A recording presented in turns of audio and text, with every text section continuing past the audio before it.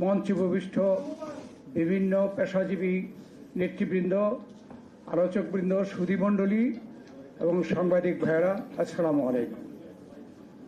আসলে আমাদের অনেক আলোচকবৃন্দ বক্তব্য রেখেছেন, তাই অনেক দেরি হয়ে গেছে। আমি জানি সাংবাদিকদের জন্য একটা চোখ বেজে গেলে একটু কষ্টকর হয়ে যায়, তো আমিও বেশি লম্বা সময় নেব না। প্রথমে আমি স্বাধীনতার ঘোষক শহীদ প্রেসিডেন্ট জিয়াউর রহমানের স্মৃতির প্রতি শ্রদ্ধা নিবেদন করছি এবং তার রুহের মাগফিরাত কামনা করছি। আমরা এমন একজন ব্যক্তির আলোচনা সভায় উপস্থিত হয়েছি যার আসলে চারটি জীবন। এক হলো সৈনিক জীবন, এক হলো রাষ্ট্রনায়ক জীবন, রাজনীতিবিদ হিসাবে তার জীবন এবং ব্যক্তি জীবন। এখানে সম্মানিত আলোচকবৃন্দ সব বিষয়ে আলোচনা করেছে। আমি দীর্ঘ না করে বলতে চাই, সৈনিক, যে কোনো একজন সৈনিক তার জীবনকে সফল মনে করেন যদি তার নিজস্ব মাতৃভূমির জন্য যুদ্ধ করতে পারেন। শহীদ প্রেসিডেন্ট জিয়াউর রহমান কোন ব্যক্তি, যিনি বাংলাদেশের উপরে যখন পাকিস্তানের সেনাবাহিনী 25 তারিখ রাত্রে অমানবিক একটা অন্যায় এবং গণহত্যা শুরু করে, তখন কিন্তু এই দেশে মানুষ যে সকল নেতৃবৃন্দ থেকে দিক নির্দেশনা আশা করেছিল, সেই সকল নেতৃবৃন্দ কিন্তু কেউ আত্মসমর্পণ করে চলে গেছেন, কেউ সীমান্ত পার হয়ে গেছে। সেই সময় শহীদ প্রেসিডেন্ট জিয়াউর রহমান পাকিস্তানের একজন মেজর হয়ে 8ম ইস্ট বেঙ্গল রেজিমেন্টের একজন দ্বিতীয় ব্যক্তি হিসাবে তিনি কিন্তু 25-এর কালোরাত্রির শেষ রাত্রির দিকে ক্যান্টনমেন্টে প্রথম পাকিস্তান সেনাবাহিনীর বিরুদ্ধে রিভোল্ট ঘোষণা করেন, বিদ্রোহ। এটা কিন্তু ছোটখাটো বিষয় নয়। তিনি তার জীবন, পরিবারের সদস্যদের জীবন তোয়াক্কা না করে তিনি রিভোল্ট করেছিলেন এবং সেখানে বাঙালি যারা আমাদের অফিসার ছিল এবং সৈনিক ছিল তাদেরকে সঙ্গে নিয়ে তিনি অস্ত্রশস্ত্র সহ সেখান থেকে বিদ্রোহ করে তিনি কালুরঘাট বেতার কেন্দ্রের দিকে চলে যান এবং 26শে মার্চ প্রথম তিনি তার স্বাধীনতা ঘোষণা করেন।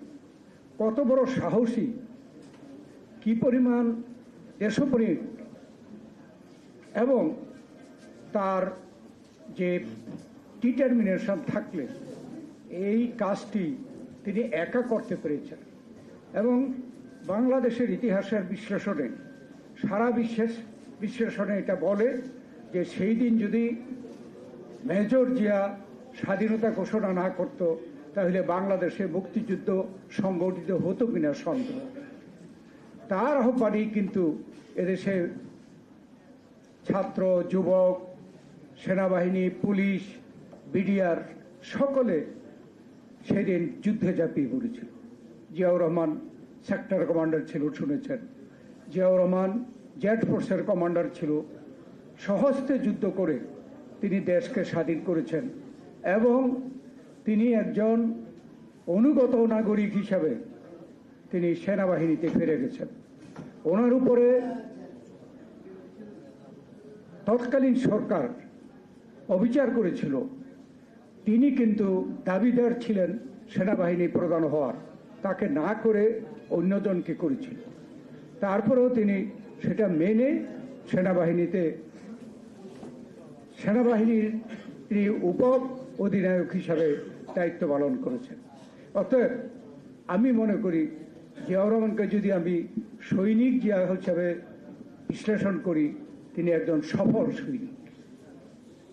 তারপরে যখন আওয়ামী লীগের ভিতরে নিজেদের মধ্যে মতবিভেদ হয়ে দেশের কু কাউন্টার কু, বিপ্লব প্রতিবিপ্লব হচ্ছিল, সেখানে সেই প্রক্রিয়ায় ৭৫-এর ৩রা নভেম্বর কিন্তু সেনাবাহিনীর একজন ব্রিগেডিয়ার খালেদ মোশাররফ একটা অভ্যুত্থান করে সে নিজেকে মেজর জেনারেল ঘোষণা করে, নিজেকে সেনাপ্রধান ঘোষণা করে এবং সেনাপ্রধান তৎকালীন জিয়াউর রহমানকে তিনি তার গৃহে বন্দী করে একটা বিপ্লব করে। যেই দিন এই প্রতিবিপ্লব সংগঠিত হয় তার পরদিন এই খালেদ মোশাররফের মা এবং তার ছোট ভাই ঢাকা বিশ্ববিদ্যালয়ে গিয়ে ছাত্রদেরকে নিয়ে ৩২ নম্বরে শেখ মুজিবুর রহমানের বাড়ি পর্যন্ত গিয়ে মিছিল করে এই অভ্যুত্থানকে সফল করেছিলেন। তাই সংবাদ মাধ্যম দেশে বিদেশে এটা বলেছিল যে এই প্রতিবিপ্লবটি আবার আওয়ামী লীগপন্থী শেখ মুজিবপন্থী একটা প্রতিবিপ্লব। এটা দেখে এদেশের জনগণ এবং সেনাবাহিনীর সদস্যরা এটা মেনে নিতে পারেনি। সেই জন্যই ৭ই নভেম্বরে সিপাহী জনতার বিপ্লব। এটা কিন্তু জিয়াউর রহমানের নেতৃত্বে হয়নি, সে সময় সিপাহী জনতার নেতৃত্বে এই বিপ্লব হয়েছে। তখন জিয়াউর রহমান অন্তরীণ ছিলেন এবং সেই বিপ্লবের নেতারা গিয়ে জিয়াউর রহমানকে সেখান থেকে মুক্ত করে সেনাপ্রধান করেন। পর্যায়ক্রমে জিয়াউর রহমান ক্ষমতার কেন্দ্রবিন্দুতে আসেন, তিনি প্রেসিডেন্ট হন এবং দেশ পরিচালনা করেন। এখানে অনেকেই আলোচনা করেছে প্রেসিডেন্ট হিসাবে তিনি বাংলাদেশের যে সকল বিষয়ে মৌলিক পরিবর্তন প্রয়োজন ছিল তিনি কোনো রকমের কাউকে পরামর্শ না করে তিনি সেই পরিবর্তনগুলো করেছিলেন। যেই পরিবর্তন কারণে বাংলাদেশের গতিপথ জায়গায় যেখানে ৭২ থেকে ৭৫-এ ক্ষমতায় যারা ছিলেন তারা গণতন্ত্র হত্যা করে বাকশাল প্রতিষ্ঠা করেছিলেন। সমাজতান্ত্রিক অর্থনীতির নামে তারা অর্থ লুটপাট করে দেশে ৭৪-এ দুর্ভিক্ষ সৃষ্টি করেছিলেন। তাদের সময় রক্ষী বাহিনী তৈরি করে মুক্তিযোদ্ধা এবং স্বাধীনতাপ্রিয় জনগণকে হত্যা করেছিলেন, বিচার বহির্ভূত হত্যা করেছিলেন, দেশে জরুরি আইনের বিধান করেছিলেন। এর পরিবর্তে শহীদ প্রেসিডেন্ট জিয়াউর রহমান ক্ষমতায় এসে প্রথমেই তিনি মুক্তিযুদ্ধের যে চেতনা সেই চেতনাকে তিনি সমুন্নত করার জন্য স্বাধীনতা সার্বভৌমত্ব রক্ষার ব্যাপারে তিনি সকল পদক্ষেপ নেন। সেনাবাহিনী বিশৃঙ্খল হয়ে গিয়েছিল ৭২ থেকে ৭৫-এর দুঃশাসনের কারণে। সেই সেনাবাহিনীকে তিনি একত্রিত করে শৃঙ্খলাবদ্ধ করে আধুনিক এবং শক্তিশালী সেনাবাহিনী করার জন্য তিনি সকল দায়িত্ব নিয়ে কাজ করেছেন। তিনি বাংলাদেশে বাকশালকে বাতিল করে দিয়ে গণতন্ত্র প্রতিষ্ঠা করেছেন। তিনি অর্থনীতিতে যে সমাজতান্ত্রিক অর্থনীতির নামে লুটপাট হচ্ছিল সেই অর্থনীতিকে পরিবর্তন করে তিনি মুক্তবাজার অর্থনীতির পথ দেখিয়ে গেছেন। তিনি সংবিধানে যে সমাজতন্ত্র ছিল সেটাকে বাতিল করে মুক্তবাজার অর্থনীতি, সংবিধানে যে ধর্মনিরপেক্ষতা ছিল তাকে পরিবর্তন করে আল্লাহর উপরে বিশ্বাস এবং সকল ধর্মের সমান অধিকার তিনি প্রতিষ্ঠা করে আমাদের যে বাংলাদেশের যে মুক্তিযুদ্ধের মূল চেতনা সেই পথে তিনি বাংলাদেশকে পরিচালনা করেছেন। সেই জন্য তিনি একজন রাষ্ট্রনায়ক হিসাবে সফল রাষ্ট্রনায়ক। তার প্রমাণ হচ্ছে তাকে হত্যার পরে তার জন্য যে ঢাকায় জানাজা হয়েছিল সেটা দেশে বিদেশে মিডিয়া এবং বিশেষজ্ঞরা বলেছে যে কোনো মুসলমান রাষ্ট্রনায়ক মারা যাওয়ার পর এত বড় জানাজা পৃথিবীর কোথাও হয় নাই। আমিও তখন শহীদ জিয়াউর রহমানের একজন কর্মী হিসাবে আমিও সেখানে উপস্থিত ছিলাম, আমিও দেখেছি এবং আমি বলতে পারি তারপরে বাংলাদেশে কেন সারা বিশ্বে কোনো রাষ্ট্রনায়ক হত্যা হওয়ার পরে বা মৃত্যুবরণ করার পরে এত বড় জানাজা বাংলা পৃথিবী আর কেউ দেখে নেই। অতএব শহীদ জিয়ার যে রাষ্ট্রনায়ক হিসাবে সফল এটাতেই প্রমাণিত হয়। আরও অনেক বিষয়, বৈদেশিক নীতি শহীদ জিয়াউর রহমান প্রতিষ্ঠা করেন। এর আগে ৭২ থেকে ৭৫ পদলিহীন একটা বৈদেশিক নীতি হয়ে গিয়েছিল। তিনি তার বৈদেশিক নীতিতে সংবিধানে এবং আমার দলীয় গঠনতন্ত্রতে পরিবর্তন আনেন যে আমাদের সারা বিশ্বের সকল দেশ হবে বন্ধু, আমাদের কেউ প্রভু হবে না। সেটাই তিনি পলিসি এখানে প্রতিপালন করেছেন। সেই জন্য তিনি যে বাংলাদেশি জাতীয়তাবাদ, শুধু বাংলাদেশ হবে প্রধান আমাদের ইন্টারেস্ট, সেটা প্রমাণ করেছিলেন। ফারাক্কার বিরুদ্ধে তিনি জাতিসংঘে পর্যন্ত গিয়ে উত্থাপন করেছিলেন। তারপরে যে একটি দ্বীপ, সেই দ্বীপ পার্শ্ববর্তী দেশ জোর করে নিয়ে যেতে চেয়েছিল, তিনি ওই দ্বীপকে রক্ষা করেছিলেন। তিনি সারা বিশ্বে মুসলমান দেশগুলোতে তিনি এমন পপুলার ছিলেন যে মুসলিম বিশ্বতে যে সকল অসুবিধা ছিল, ইরান ইরাক যুদ্ধ, কুয়েত ইরাক যুদ্ধ, এগুলোর ব্যাপারে মধ্যস্থতা করে তিনি বিভিন্ন কমিটির নেতৃত্ব নিয়েছিলেন। সেই কারণে শহীদ জিয়াউর রহমান টার্গেট হয়ে যায় যারা বাংলাদেশকে উন্নত এবং স্বনির্ভর হতে দেখতে চায় না, তারা জিয়াউর রহমানের শত্রু হয়ে যায় এবং তাকে অসময়ে হত্যা করে। যাই হোক, রাষ্ট্রনায়ক হিসাবে সফল। তিনি সৈনিক ছিলেন। তিনি যে রাজনীতিতে এই বাংলাদেশে এত বড় দায়িত্ব পালন করবেন কেউ বিশ্বাস করে নাই। কিন্তু শহীদ জিয়াউর রহমান চিন্তা করেছিলেন যে তিনি যে মুক্তিযুদ্ধের চেতনা অনুযায়ী যে বাংলাদেশকে পরিচালনা করতে চান, সেটা পরিচালনা করার জন্য একটি রাজনৈতিক দল হওয়া দরকার। সেই দলের নাম হচ্ছে বাংলাদেশ জাতীয়তাবাদী দল। এই দলের মূল আদর্শ হচ্ছে বাংলাদেশি জাতীয়তাবাদের ভিত্তিতে। এর আগে আমি হয়তো ভুল করে বলিনি যে তিনি আমাদের যে জাতিসত্তার পরিচয় আগে বাঙালি ছিল, সেটাকে তিনি পরিবর্তন করে বাংলাদেশি জাতীয়তাবাদ আমাদের পরিচয় দিয়ে গেছেন, যেটা এখন পর্যন্ত কেউ পরিবর্তন করতে পারেনি। সৈনিক হিসাবে সফল, রাষ্ট্রনায়ক হিসাবে সফল। আজকে বিএনপি তিনি প্রতিষ্ঠা করে গেছেন। তাকে হত্যা করে অনেকে মন্তব্য করেছিল যে minus Ziaur Rahman, BNP will be zero, অর্থাৎ জিয়াউর রহমান ছাড়া বিএনপি থাকবে না।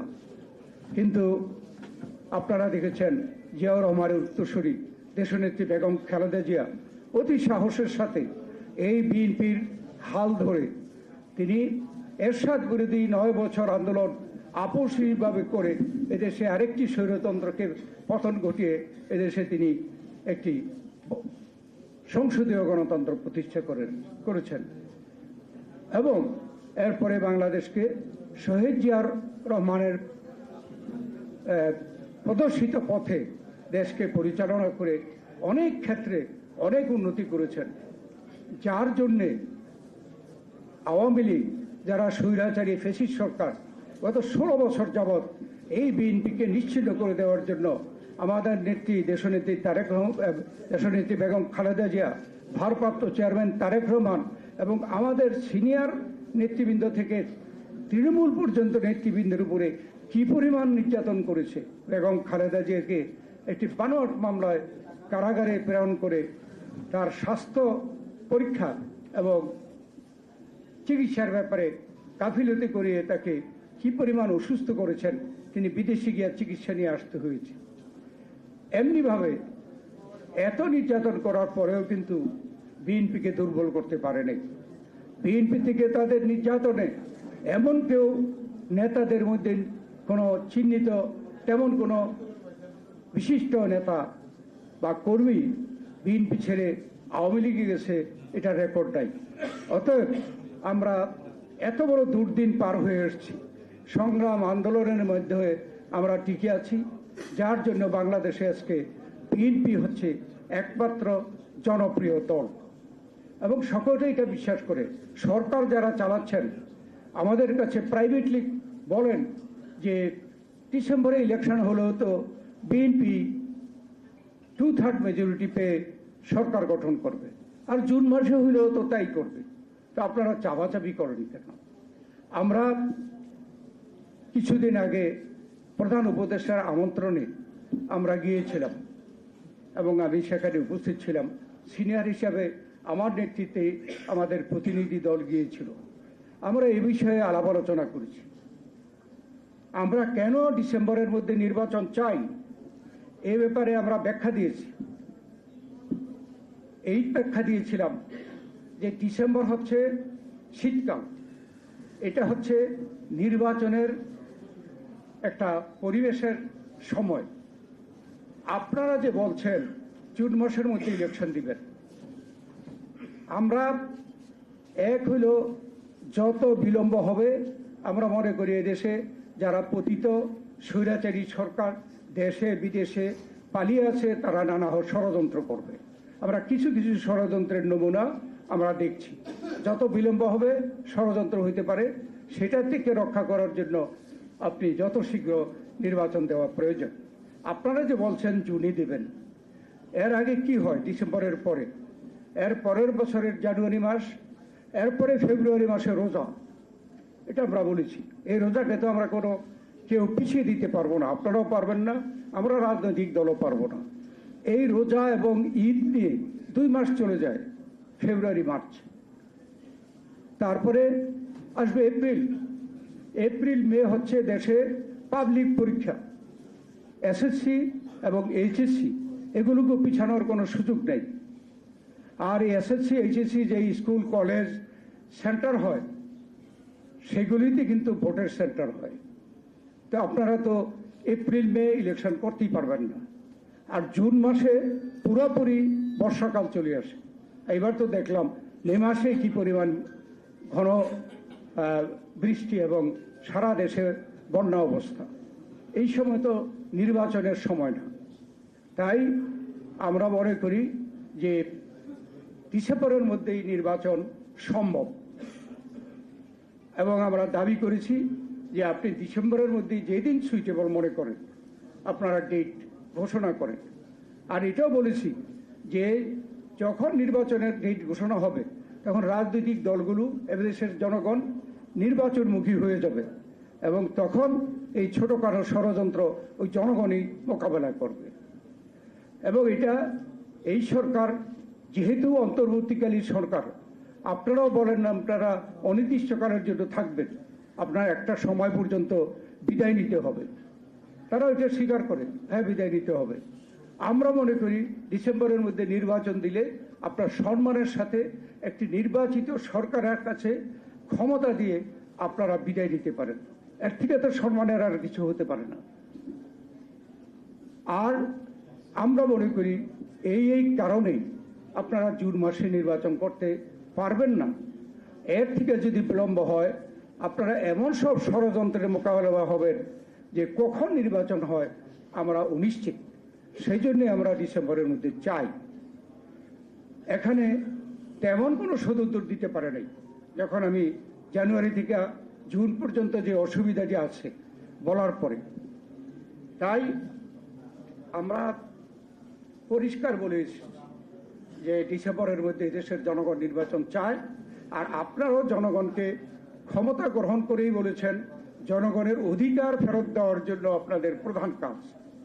এবং অধিকার ফেরত মানে হলো ভোটের অধিকার হচ্ছে সর্বাধিক। 16 বছর যাবৎ জনগণ ভোটের অধিকার পায় না। আপনারা ভোটের অধিকার দিয়ে জনগণের নির্বাচিত সরকারের কাছে ক্ষমতা হস্তান্তর করে গেলে দেশও শান্তিতে অগ্রসর হবে ভবিষ্যতের দিকে এবং জনগণও খুশি হবে, আপনারাও সম্মানের সাথে বিদায় নিতে পারবেন। এখন কিছু ব্যাপারে প্রশ্ন উঠেছে, কেউ কেউ সংস্কার চায়। আমরা বলেছি যে আমরা তো সংস্কারের পক্ষে এবং এই সরকার আসার আগেই তো আমাদের ভারপ্রাপ্ত চেয়ারম্যান তারেক রহমান 31 দফা সংস্কার কর্মসূচি জনগণকে উপস্থাপন করেছে। আমরা বলেছি যে আমরা জনগণ যদি আমাদেরকে ক্ষমতায় বসায় এই 31 দফা কর্মসূচি আমরা পালন করব সংস্কার। এবং সরকার এসে সংস্কারের প্রস্তাব দেওয়ার পরে আমাদের প্রতিনিধি গিয়ে আমাদের পক্ষ থেকেও সংস্কারের প্রস্তাব দেওয়া হয়েছে। আমরা খোলাখুলি বলেছি যে সকল রাজনৈতিক দল এক পথ হবে এমন কোনো কথা নয়।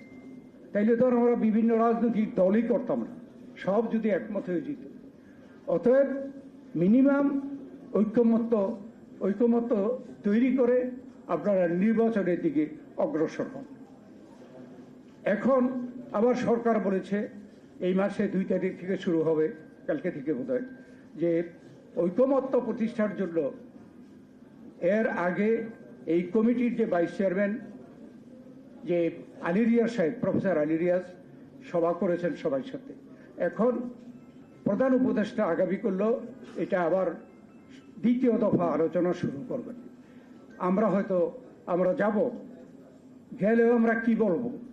আমরা তো এই সরকারের আগেই সংস্কার কর্মসূচি দিয়ে রেখেছি, অনেক এই সংস্কার কর্মসূচি তাদের প্রস্তাবের সাথে মিলে। তো যেগুলো আমরা মনে করি মিনিমাম সকল দল একমত হবে, সেটাকে ঐকমত্য প্রকাশ মানে ঘোষণা করে ইলেকশনের দিকে যাওয়া উচিত। তো বাংলাদেশের বর্তমানে যে সংকট আলোচনা, এটা কিন্তু নির্বাচনকে নিয়ে। এখানে আমাদের প্রধান উপদেষ্টা, আপনারা জানেন, অত্যন্ত সম্মানী ব্যক্তি, যিনি এনজিও করে বাংলাদেশে বিদেশে সুনাম করেছেন এবং তিনি একটি নোবেল পুরস্কার পেয়েছেন। বাংলাদেশের কিন্তু আর কেউ নাই। তাই আমরা অনেক বিশ্বাস নিই এবং এদেশের জনগণ অনেক বিশ্বাস নিয়ে যে বৈষম্য বিরোধী ছাত্র গণ আন্দোলনের যারা নেতৃত্ব দিয়েছে এবং আমরা যারা নেতৃত্ব দিয়েছি, আমরা অনেক বিশ্বাস করে ওনাকে, প্রফেসর ইউনূস সাহেবকে এই পদে বসিয়েছি, অনেক বিশ্বাস করে। কিন্তু তিনি জাপানে গিয়ে যে বক্তব্য রেখেছেন, এতে আমরা হতাশ। কেননা উনি বলেছেন একমাত্র নাকি বাংলাদেশে বিএনপি নির্বাচন চায়। আমি তো বলছি কে নির্বাচন চায় না? নির্বাচন তো সবাই চায়, কিন্তু আমরা বলেছি ডিসেম্বরের মধ্যে ইলেকশন হলে নির্বাচন কমিশনের সুবিধা, সরকারের সুবিধা, জনগণের সুবিধা, সেটা আমরা যুক্তি দেখিয়েছি। যদি অন্য কোনো যুক্তি থাকে, সরকার পরিষ্কার করুক, করে নির্বাচনের তারিখ ঘোষণা করুক, সেটা ছিল তাদের দায়িত্ব। না বলে বিদেশি গিয়ে বলছে শুধুমাত্র বিএনপি নির্বাচন চায়, এটা সঠিক না। আপনারা পত্রপত্রিকায় দেখেছেন, তারপরে জাতীয় পত্রপত্রিকায় লেখা হয়েছে 52টি দল একত্রিত হয়ে নির্বাচন ডিসেম্বরে চায় এবং সেই দলগুলোর নাম, নেতাদের নাম, তাদের বক্তব্য পত্রিকায় প্রকাশ হয়েছে।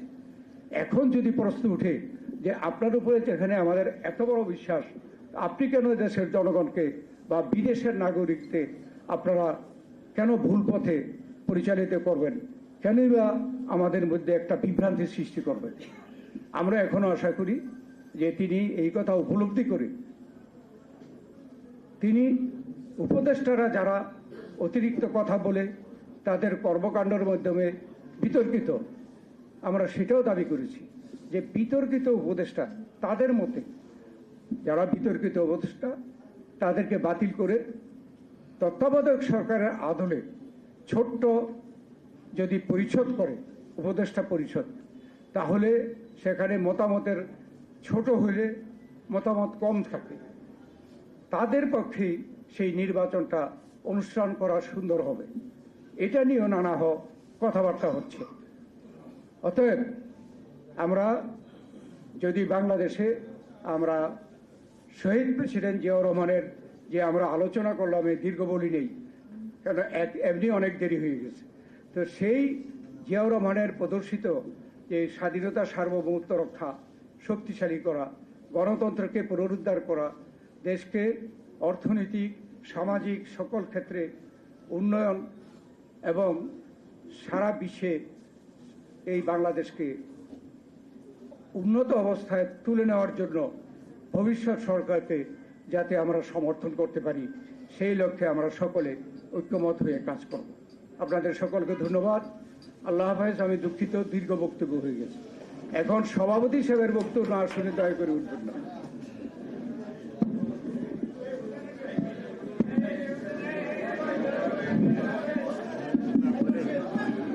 সম্মানিত উপস্থিতি, আমি জাস্ট 1 মিনিটের মধ্যে আমার বক্তব্য শেষ করে দেব। আজকে শহীদ রাষ্ট্রপতি জিয়াউর রহমান স্যারের 44তম শাহাদত বার্ষিকীতে আমাদের আজকের বিএসপিপির আলোচনা সভা শ্রদ্ধাভাজন সভাপতি প্রধান অতিথি বাংলাদেশ জাতীয়তাবাদী দলের সিনিয়র স্থায়ী কমিটির সম্মানিত সদস্য শহীদ রাষ্ট্রপতি জিয়াউর রহমানের সাথে যিনি রাজনীতি করেছেন এবং জিয়াউর রহমান স্যার যাকে ঢাকা বিশ্ববিদ্যালয় ক্যাম্পাস থেকে পছন্দ করে ওনার সহকর্মী করেছিলেন এবং স্বাধীনতার অন্যতম সংগঠক professor doctor Khondokar Mosharraf Hossain sir, উপস্থিত বিজ্ঞ আলোচকগণ, সম্মানিত উপস্থিতি, সাংবাদিকগণ, আসসালামু আলাইকুম। স্যারের বক্তব্যের পরে এখানে তেমন বক্তব্য দেওয়ার কিছু নেই। আমার খালি শুধু একটি কথা বলার আছে, সেটি হচ্ছে এই যে আমরা বিভিন্ন সময় বিভিন্ন কথা বলি, কিন্তু আমরা সব সময় একটা জিনিস মনে রাখতে হবে, শহীদ রাষ্ট্রপতি জিয়াউর রহমান সব সময় দেশের জন্য, দেশের মানুষের কল্যাণের জন্য কাজ করেছেন এবং দেশের মানুষকে স্বাবলম্বী করা, দেশে গণতন্ত্র ফিরিয়ে দেওয়া, দেশের সার্বভৌমত্ব রক্ষা করা, সর্বোপরি আগামীতে একটি আধুনিক বাংলাদেশ কিভাবে হবে সেটির ভিত্তি স্থাপন করে দিয়ে গিয়েছেন শহীদ রাষ্ট্রপতি জিয়াউর রহমান। এবং যেটি করতে যে উনি অনেকেরই চক্ষুশূল হয়েছিলেন, দেশি বিদেশি ষড়যন্ত্রের কারণেই উনি 30শে মে 81-তে শাহাদত বরণ করতে হয়েছে চট্টগ্রামে, যেখান থেকে উনি স্বাধীনতার ঘোষণা দিয়েছিলেন। দেশের মানুষ কিন্তু এটাকে মেনে নেয় নাই। মেনে না নেওয়ার কারণেই আজকে বাংলাদেশ জাতীয়তাবাদী দল দেশনেত্রী বেগম খালেদা জিয়ার নেতৃত্বে, খন্দকার মোশাররফ স্যার সহ বিএনপির কেন্দ্রীয় নেতৃত্বের নেতৃত্বে সারা বাংলাদেশে একটি বৃহত্তম রাজনৈতিক দল পরিণত হয়েছিল, যার জন্যই 91 আপনারা দেখেছেন দেশনেত্রী বেগম খালেদা জিয়ার নেতৃত্বে বিএনপি আবারও দেশ পরিচালনার দায়িত্ব জনগণ ভোটের মাধ্যমে তাকে দিয়েছে।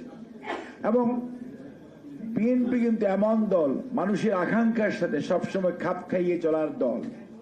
জিয়াউর রহমান স্যার যেমন অর্থনীতি, প্রশাসন, বিচার ব্যবস্থার আমূল সংস্করণ করেছেন, বহুদলীয় গণতন্ত্রে আবার ফেরত দিয়েছেন, একইভাবে বেগম খালেদা জিয়া উনি রাষ্ট্রপতি শাসিত সরকার থেকে পার্লামেন্টারি ডেমোক্রেসি অর্থাৎ সংসদীয় গণতন্ত্র পুনঃপ্রবর্তন, ভোটাধিকার সুরক্ষার জন্য অন্তর্বর্তীকালীন সরকারের ব্যবস্থা, নারী শিক্ষা, শিশু শিক্ষা এবং মুক্তিযুদ্ধ নিয়ে গর্ব করার জন্য, মুক্তিযুদ্ধের বিষয়গুলো তুলে ধরার জন্য এ সকল মন্ত্রণালয়, অর্থাৎ এই দেশে মানুষের আকাঙ্ক্ষার সাথে তাল মিলিয়ে যত পরিবর্তন আনা দরকার প্রত্যেকটি কিন্তু দেশনেত্রী বেগম খালেদা জিয়া এনেছে। পরবর্তীতে আমাদের নেতা, বর্তমানে ভারপ্রাপ্ত চেয়ারম্যান জনাব তারেক রহমান, উনি কিন্তু দেখেন ভিশন 2030 স্যার সহ ম্যাডাম সহ 2017 সনে হোটেল ওয়েস্টিনে দেওয়া হয়েছিল এবং সেটি ডিসেম্বর 22-এ 27 দফা রাষ্ট্র মেরামতের কর্মসূচি ছিল, সেখানেও স্যার ছিলেন, আপনারা অনেকেই ছিলেন। এবং 2023-এর জুলাই মাসে সকল গণতন্ত্রকামী রাজনৈতিক দলদেরকে নিয়েই আগামীর বাংলাদেশ গড়ার জন্য 31 দফা রাষ্ট্র মেরামত রাষ্ট্রীয় সংস্কারের কর্মসূচি, যেটি আর বিএনপির কর্মসূচি নয়, গণতন্ত্রকামী মানুষের কর্মসূচি হিসাবে পরিগণিত হয়েছে, যেটি আগামীর বাংলাদেশ পুনর্গঠনের জন্য অত্যন্ত জরুরি। কাজে এই অবস্থায় বিএনপি সবসময় মানুষের আকাঙ্ক্ষাকে ধারণ করেছে। আগামী দিনের বাংলাদেশ কিভাবে হবে, অর্থাৎ আগামী প্রজন্ম বাংলাদেশকে কিভাবে দেখতে চায়, সেটি ধারণ করার আধুনিক দলের নাম বাংলাদেশ জাতীয়তাবাদী দল। কাজেই বাংলাদেশ জাতীয়তাবাদী দল সংস্কারের ভিতর দিয়ে যে দলের যাত্রা শুরু, সংস্কারের সব সময় পরিবর্তন এবং সংযোজন বিয়োজনের মাধ্যমে সংবিধানকে কিভাবে আধুনিক করা যায়, আগামী প্রজন্ম বর্তমান প্রজন্মকে চাওয়াকে ধারণ করা যায় এবং একটি স্বাবলম্বী বাংলাদেশ হিসাবে বাংলাদেশকে পৃথিবীর মানচিত্রে তার স্বমহিমায় উদ্ভাসিত করা যায়, সেই লক্ষ্যেই কিন্তু বিএনপি সবসময় কাজ করছে। কাজেই আজকে যারা কথা বলছেন তাদেরকে স্বনির্বন্ধ অনুরোধ করব, আপনারা ইতিহাস পড়ুন, ইতিহাস থেকে শিখুন এবং বিএনপির সাথে প্রতিযোগিতা থাকা ভালো, প্রতিহিংসা করবেন না। বিএনপিকে ধ্বংস করার জন্য অনেক ষড়যন্ত্র হয়েছে, অনেক ষড়যন্ত্র চলছে, কিন্তু বিএনপি তো জনগণের দল। এই দলের নেতা পালিয়ে যায় নাই, আত্মসমর্পণ করে নাই। এই দলের নেত্রী আপোষ করে নাই, জনগণের পাশে ছিল।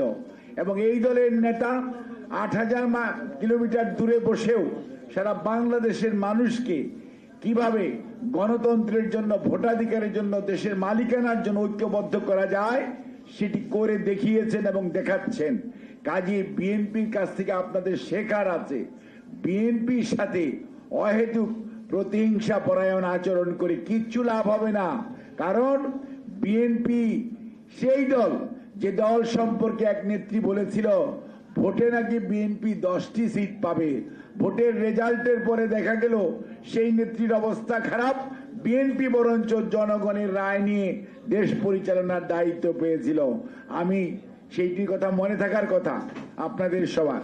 কাজেই বিএনপি নিয়ে অহেতুক আপনারা যে সমস্ত ষড়যন্ত্র করার চেষ্টা করছেন, দেশি বিদেশি ষড়যন্ত্র হচ্ছে, আমি ডক্টর মোহাম্মদ ইউনূস স্যারকে অত্যন্ত শ্রদ্ধার সঙ্গে স্মরণ করিয়ে দিতে চাই।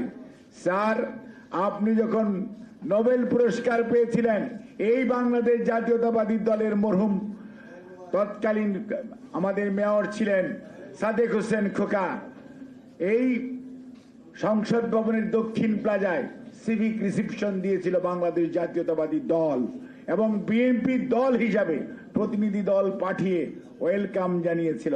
আর অন্য দল কি আচরণ করেছিল আপনার মনে থাকার কথা। কাজেই স্যার, সব সময় বিএনপি ভালো কিছুর পাশে থাকে। বিএনপি যারা ভালো মানুষ তাদেরকে উৎসাহিত করে। আপনি যখন দায়িত্ব নেওয়ার প্রশ্ন এসছে, বিএনপি নেত্রী দেশনেত্রী বেগম খালেদা জিয়া, ভারপ্রাপ্ত চেয়ারম্যান জনাব তারেক রহমান, দল হিসাবে বাংলাদেশ জাতীয়তাবাদী দল সব সময় আপনার পাশে দাঁড়িয়েছে এবং সমর্থন অব্যাহত রাখার ঘোষণা দিয়েছে। আজও আপনার প্রতি আমাদের সমর্থন অব্যাহত আছে। কিন্তু আমাদের দাবি হচ্ছে, যারা এই গণতন্ত্রের জন্য 17 বছর আন্দোলন করেছে, গণতন্ত্র তো ফেরত দিতে হবে। গণতন্ত্রে ফেরত পাওয়ার উপায়টি কি? জনগণকে তার অধিকার প্রয়োগ করার সুযোগ দেওয়া, আর সেটি হচ্ছে নির্বাচনের মাধ্যমে জনগণ তার অধিকার প্রয়োগ করবে। সে কথাটি বিএনপি বারবার স্মরণ করিয়ে দিচ্ছে। আপনি একটা রোড ম্যাপ ঘোষণা করবেন, সেটি করতে কিন্তু আজকে 10 মাস চলে যাচ্ছে, আসছে না রোড ম্যাপ। আমরা বলেছি 17টি বছর যে অন্যায়, অত্যাচার, নির্যাতন বিশেষ করে জুলাই আগস্টে হয়েছে, সেইটির বিচারের কথা আমরা বলেছি। আমরা বলেছি বিচার ব্যবস্থার সংস্কার, আমরা বলেছি নির্বাচন কমিশনের সংস্কার, আমরা বলেছি প্রশাসনের সংস্কার। আপনারা সেগুলো কমপ্লিট করে নির্বাচন বিচার ব্যবস্থা অর্ধেকটা করে রেখে দিয়েছেন। নির্বাচন কমিশন সংস্কার করেছেন, প্রশাসনের মধ্যে আশেপাশে সামনে পিছনে সব পতিত পলায়নকৃত স্বৈরাচারের দোসরদেরকে নিয়ে বসে আছেন, যার জন্যই আজকে বিচারও হচ্ছে না, বিচার প্রলম্বিত হচ্ছে এবং সংস্কারও যেগুলো করার কথা তার জন্য জাতীয় ঐক্যমত তৈরি করতে পারছেন না। কাজেই যত দ্রুততার সঙ্গে মানুষকে তার অধিকার প্রয়োগ করার সুযোগ দিবেন। এবং আমরা আগেও বলেছিলাম জুন জুলাই নির্বাচন, তারপরে বিএনপি বলেছে ঠিক আছে আমরা ডিসেম্বরের মধ্যে দেন। আপনি নিজে বলেছেন ডিসেম্বর থেকে জুনের মধ্যে হবে। এখন যদি আবার আমরা এটি ব্যত্যয় দেখতে পাই তাহলে জাতি আশাহত হবে, আর জাতি যদি আশাহত হয় তাহলে পরবর্তী পরিস্থিতির দায় আপনারা যারা আজকে চেয়ারে বসে আছেন তাদেরকেই নিতে হবে। কাজে সেই পরিস্থিতির যাতে উদ্রেক না হয়, সৃষ্টি না হয়, সেজন্য জাতি যেমন অনেক আশা করে আপনাকে দায়িত্ব দিয়েছে, আপনি নিশ্চয়ই সেই দায়িত্বশীল আচরণ করবেন। জাতি বুক ভরা আশা নিয়ে চেয়ে আছে আপনার দিকে, কিন্তু মনে রাখতে হবে এই আশাবাদী জাতিকে আপনি নিরাশ করলে এই জাতি, এই মানুষ যত সম্মান দিতে জানে, এই মানুষ তার অধিকার আদায়ের জন্য উচ্চকিত হয়ে রাজপথে নামতেও জানে। আপনাদের সবাইকে ধন্যবাদ। আল্লাহ হাফেজ।